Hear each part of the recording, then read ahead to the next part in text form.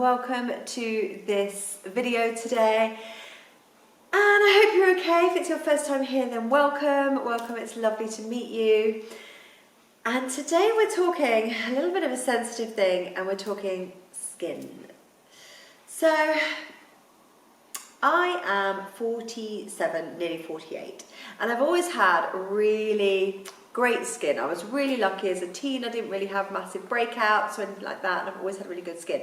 I did suffer with eczema as a child, and that has come back. So a few months ago, I started using like some collagen drop things, and I started using them on my top lip. And what's resulted is like, I've got makeup on today, and if I can find an old picture, I'll pop that in the video somewhere so you can see. But I've got an eczema breakout on my top lip and around my nose and slightly on my chin. And yeah, I cover it with makeup because I'm really self-conscious of it. So, and it makes you, when you're red and scabby around your mouth, it really does have such a huge, it just makes me feel ugly, and I don't like it. And so I'm going to share with you today how I'm actually dealing with it, and it is really, really clearing up. So I'm not using creams. I did go to the doctors, and he mentioned a steroid cream, but actually steroid cream makes my skin break out more. I can't use steroid cream. So what I've done is I've actually stopped using my usual moisturizers and things, and anything that's got a steroid in it. And what I do is, in the morning before I go on my dog walk, I put a little bit of natural honey on the eczema, okay? So I just cover it with a little film of natural honey and all over. So if you see me on my dog walk, you will look at me and think I look a little bit shiny, but that's it. It doesn't look, you know, there's not coloured or anything, just a bit shiny. So, and I go on my dog walk, so it's on for about an hour, because honey is full of really wonderful antibacterial agents. It's really nourishing for your skin, and of course it's a natural product. And I use a local honey as well, which is important.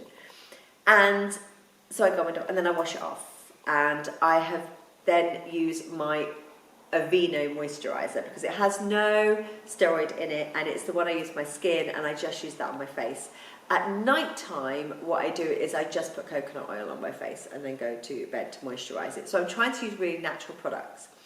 Another thing that I've started to do is really focus on my gut health, because gut health is something that I've kind of let go by the by and not thought about it too much for a long time. But it's really important. Your gut is like your second brain, and if your gut is healthy, it has such a massive effect on your whole body. So what I've started doing is, first thing in the morning on an empty stomach, is I have a tablespoonful of garlic sauerkraut, which I know sounds like really like what, but and it's a challenge. When it first goes in my mouth, it's a bit like oh, and then the flavour is delicious. It is delicious. It's just a very odd thing to eat first thing in the morning, and because it's like fermented cabbage, it's just a weird texture for me. So but I'm battling with it, and I've been doing it now for about 2 weeks, and I can see a massive difference in my skin.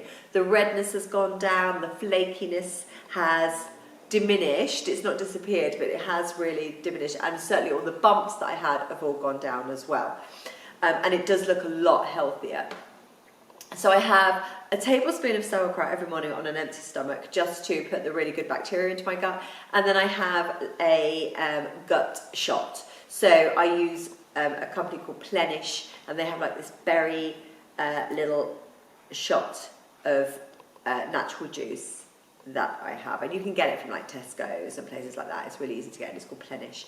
And I use that as well. And then I have a lemon water, hot water with lemon, and a drop of apple cider vinegar in it. And that's the first thing. So I do that before my dog walk, and then I put my honey on and I go for a walk. So just to get my gut really healthy, and which will help my skin. And I'm trying to keep makeup off where I can. When I'm at home, I'm trying to keep makeup off so my skin can breathe and heal. But having a job that I have where I'm pretty much always out and about and teaching, and especially because I teach young children as well, And if you have got something like sort of disfigured, it's not this disfigured, but it just doesn't look nice. It makes me sort of feel self-conscious. And if you have got something, the children that I teach, some of them have got quite a lot of, extra needs, and they will ask me about it and question me about it, and it just makes me like really, really nervous. So I do cover it up if I'm teaching. And so, yeah, so it's, excuse me, the whole skin thing is like just a real... I've never suffered with my skin. I've always had dry skin, but I've always been able to manage that. But I've never had too many problems with my face, and so it's only now that I'm getting that. So I hope you can take some comfort from this. And like I say, what I'm focusing on is gut health and gut health. Obviously, this isn't any kind of medical advice or anything like that. You have to do what's right for you. And I've gone through a phase of trying things, removing things, changing habits, changing what I do, and this is where I'm at now, where it seems that there is a difference happening. There is something happening. So yeah, I'm looking after my gut health. So sauerkraut, some gut berry shots, or ginger shots, or turmeric, or something that really good for your gut, and hot water and lemon in the morning, and then I'm putting honey on it for my bath walk, for my dog walk. And then I'm putting coconut oil on it at night, and it's getting better from that. So a little chat about hormones and how they are with the menopause. My sleep is sporadic at best. I have quite a few nights where I don't sleep very well at all.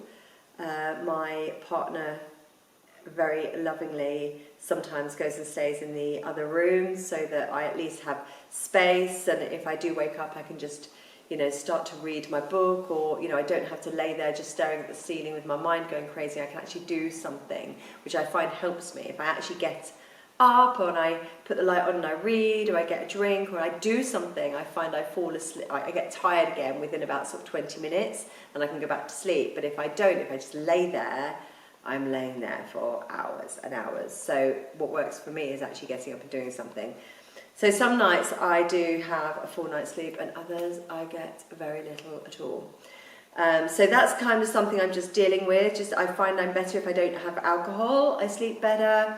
And so I've been having I don't like soft drinks, so I tend to have a lot of like non-alcoholic beer or water, and that's it really. I'm not one for fizzy sodas or pop or anything like that. So it's just water or non-alcoholic beer. And I don't like non-alcoholic wine. I haven't found one I like at all. And so that really helps. My body, like muscle pain and stuff, I've got the weirdest things going on. I fell over at netball a couple of weeks ago, and I rolled on my left arm, and I'm just having so many problems with my left arm. I just don't heal quickly. And I'm sure if you're finding this as well, my menopausal sisters out there, if you're finding things just don't heal like they used to, it's just so weird. And I'll be completely fine, and then like, what's that weird niggly thing that's happened in my hip that I've never had before? And of course, with my job, being a yoga teacher, I'm physically really capable and always moving, always active.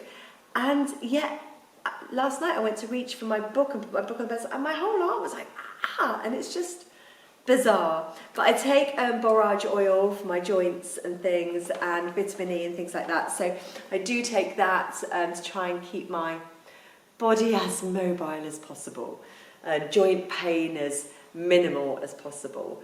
But yeah, it's an exciting and tough journey. Please reach out. I really want us to connect. Let me know how you're coping with things in the menopause, and if you do suffer with eczema, maybe trying some of the things I've got, see if they help, or give me advice and let me know things that you do as well, and let's share with each other. And I will see all you lovely folks next week. Take care. Love you lots.